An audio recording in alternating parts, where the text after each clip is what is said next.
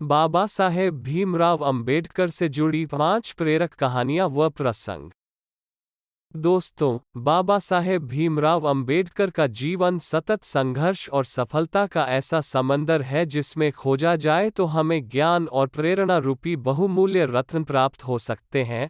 और आज अच्छी खबर पर मैं आपके साथ ऐसे ही 5 रत्न यानी 5 प्रेरक कहानियां व प्रसंग साझा कर रहा हूं। 1. बाबा साहेब की ईमानदारी। यह आज़ादी के पहले की घटना है। 1943 में बाबा साहेब भीमराव अंबेडकर को वायसराय काउंसिल में शामिल किया गया और उन्हें श्रम मंत्री बना दिया गया। इसके साथ ही लोक निर्माण विभाग पोंड भी उन्हीं के पास था।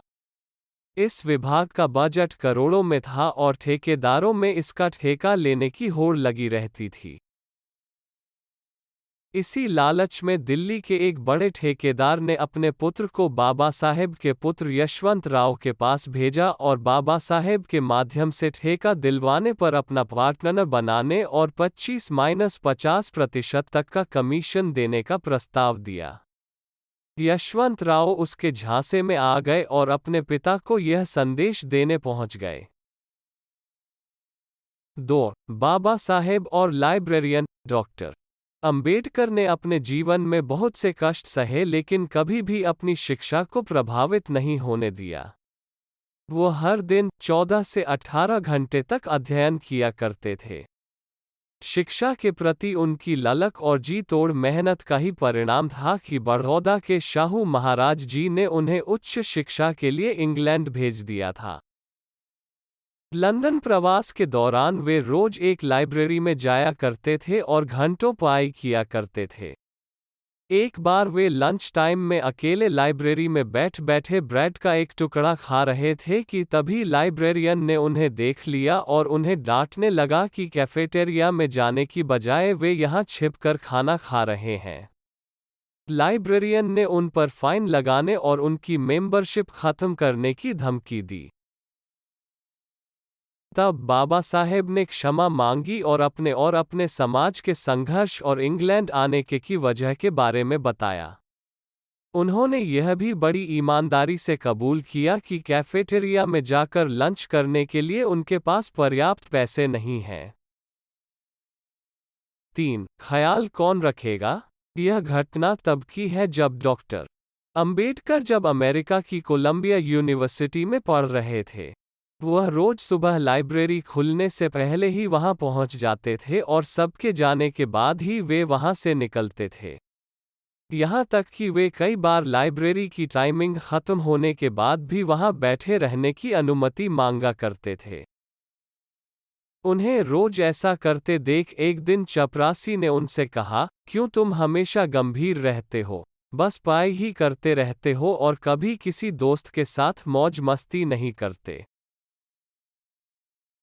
4. संस्कृत का ज्ञान। डॉक्टर अंबेडकर को स्वतंत्र भारत के नए संविधान की रचना के लिए बनी संविधान मसौदा समिति drafting committee of the constitution का अध्यक्ष बनाया गया।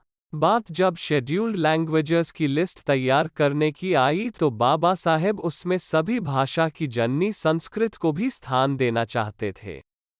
हालांकि अधिकतर सदस्यों के विरोध के कारण ऐसा नहीं हो पाया। लेकिन इस दौरान जब एक बार संस्कृत भाषा को लेकर श्री लाल बहादुर शास्त्री और अंबेडकर जी के बीच चर्चा हो रही थी तब लोगों ने देखा कि दोनों ही महान हस्तियां संस्कृत में वार्तालाप कर रही हैं। शास्त्री जी से संस्कृत भाषा का ज्ञान होने की उम्मीद तो की जा सकती थी पर अशिक्षित दलित परिवार में जन्मे बाबा साहेब भी संस्कृत भाषा पर इतनी पकड़ रखते हैं यह किसी ने नहीं सोचा था। जल्द ही ये बात मीडिया में छा गई और सभी अंबेडकर जी के ज्ञान का लोहा मानने लगे। 5. No peon no water. चपरासी नहीं, पानी नहीं। बाबा साहेब महार जाति से थे जिसे अछूत माना जाता था। यही कारण था कि वे विद्यालय में बाकी छात्रों के साथ नहीं बैठ सकते थे और उन्हें कक्षा के बाहर बैठकर पढ़ना पड़ता था। इसके अलावा उन्हें विद्यालय का नल छूने की भी अनुमति नहीं थी। जबकि बाकी के छात्र जब चाहे तब नल चलाकर पानी पी सकते थे। उन्हें सिर्फ एक ही सूरत में पानी मिल सकता था, जब विद्यालय का चपरासी भी उपस्थित हो। यही वो नहीं होता था तो कोई और भी उन्हें नल चलाकर पानी नहीं देता था। इसी स्थिति को उन्होंने बाद में अपने एक आर्टिकल में एक लाइन में समराइज किया है। आपको ये वीडियो कैसी लगी कमेंट बॉक्स में बताएं और वीडियो को लाइक और हमारे YouTube चैनल PHS मोटिवेशन को सब्सक्राइब करें। जय भीम, जय भारत, नमो बुद्धाय।